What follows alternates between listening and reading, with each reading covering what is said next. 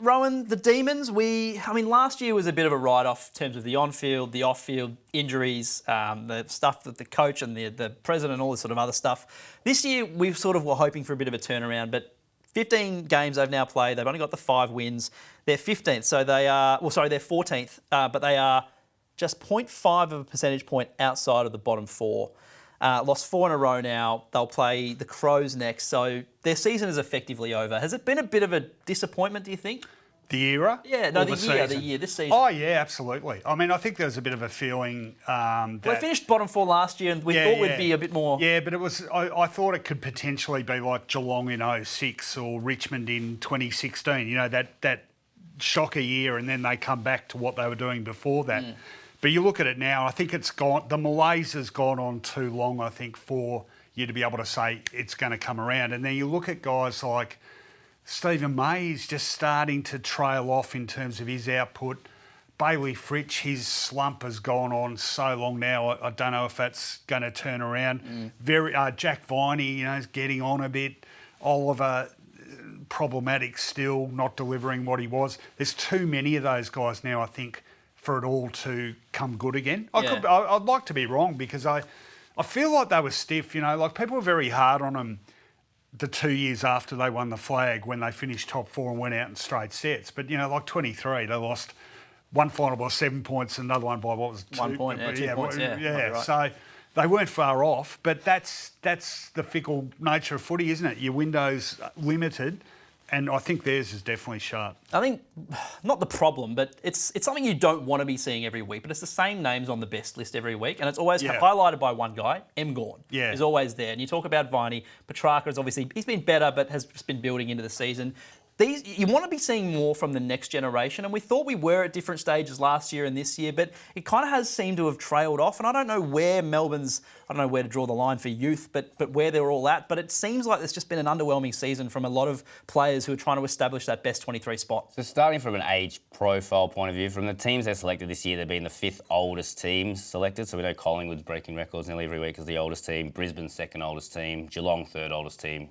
All those 3 are all occupying the top 4 spots on the ladder. It's like turning into Super Rules here. Sydney's the next oldest, and then Melbourne. And Sydney's probably had a disappointing season, but you know they're 8 months away from just making a grand final. So Melbourne's probably the odd one out there in terms of not making finals last year, not making finals this year. So when you spoke about is this a disappointing season, I think this year was the year that they were sort of going to consolidate it all and sort of bring it back to, you know, from losing their way as a club for a little bit for the last 2 years. This was supposed to be more of a stabilising year for them. And it probably just hasn't happened because, as you're saying that, not introducing new talent into the list, it's the same name. So looking at, you know, go back to relative ratings, which we just spoke about, looking at, they got 12 players aged 24 and under. 5 of those have a positive relative rating and 7 of them in the negative. Yep. So 5 players under 24 that are sort of outperforming what they're supposed to be. And we spoke about one of them is Cozzy Pickett. So in the 100X, he's 22nd best player. Jake Bowie, 47th. And then Christian Petrarca, 52nd, Max Gawn, 70th, and that's all they've got in the top 100. So talk about positions there. So 4 players. Yeah, and I know 100X is it's helping all the other positions get rated with the midfielders, but we speak about it all the time on the podcast. Star midfielders are what you want to build your team around. You don't want to build your team around Cozzy Pickett, who's a pinch-hitting midfield forward. You don't want to build your team around Jack Bowie, who's a half-back flanker that, you know, uses the ball really well. It's Petrarca, the types of Petrarca, but how long can you sort of rely on him? Max Gawn, you got Trent Rivers, 101st. Harvey Langford's the one for me. He's 115th at the moment. Should be probably favourite for the rising star, the way he plays. You can clearly see the future's there for him. I think he's just got to get more of a tank to run out 4 quarters. Windsor from last year and Lindsay this year have both shown glimpses, but I don't know. Windsor's plateaued, I reckon. He's sort of symbolic of the issue. But they're both, at the moment, they both seem like more Jake Bowies, more outside sort of kickers, which is great for Melbourne because we spoke about their skill, but you still got to build around the midfield. So who is taking over from Petrarca, Oliver, Viney? They've got Langford, and then there's a big black hole for who is the next one. And that's without even talking about those perennial problems they've had with converting their opportunities. I mean, Van Rooyen's really gone backwards, hasn't he? Yep. Fritsch, I mentioned Fritsch. I mean, he is such a barometer for them. And Van Rooyen's not a young guy anymore. I mean, I think he'd be 5th year in the system, 6th year in the system. You know, the other thing that occurs to me with them relative to, say, when they won it in 21, it's that tier who were younger players then who by now probably should be the next generation of leaders, and I'm talking about guys like Sparrow and Rivers.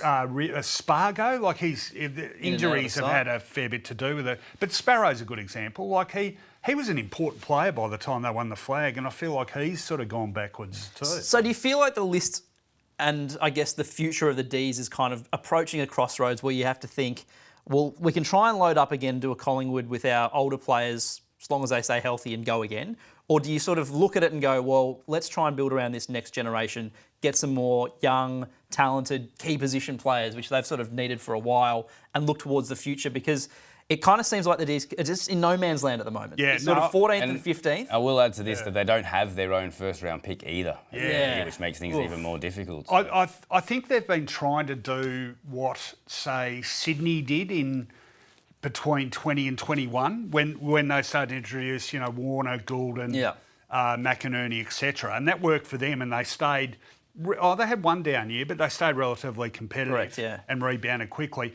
I feel like Melbourne's tried to copy that model, but unless these younger guys we just talked about, their output lifts significantly, then they're going to have this issue where they go, okay, well, the old guys are nearly at the end, and the young guys, are they actually good enough? So you've almost got to pitch ahead and go, is Caleb Windsor going to get to a much higher level 2 or 3 years down the track? It's a really tough decision for them because you'd rather be tinkering than rebuilding the whole thing, wouldn't you? Well, then the other question is who's the coach to see that forward? I mean, Goodwin's been in that slot for 10 odd years or so. Obviously has the flag in his back pocket, but when you're looking at a time of transition with the list, it's always, well, should we start afresh everywhere or should we back him to go again? And we've sort of seen over the last decade or so that coaches can get worn out and can sort of find that a decade in a job and then having to go undergo a rebuild if they choose that, that's a 4 to 5 year process. Yeah. It's 15 years, 16 years in a job, and it can sort of take that toll, I feel. And there's the philosophical change in the game as well is what Melbourne teams have been great at while Goodwin has been coach is defence and contest, inside contest and winning out. The game's moving away from that. The game is becoming more outside and more skill-based, especially like this year. Isn't it? Carlton and Melbourne are suffering the same problem. So that's the other thing for Goodwin is can he adapt and get to this new game style, or is has he wait run for the cycle to come around again? Yeah, or has he run his race in terms of you coach really well for that type of football, but now we've got a new game style that's sort of taking shape. Maybe that's why we need new coaches in there. I'm not, I don't know the answer. Well, guys like Windsor and Langford and these guys are sort of attempt to do that. Yeah. But then by recruiting them, you're not replenishing the older guys in the midfield. Yeah. It's like trying to plug holes in a damn wall, isn't it, really? Totally.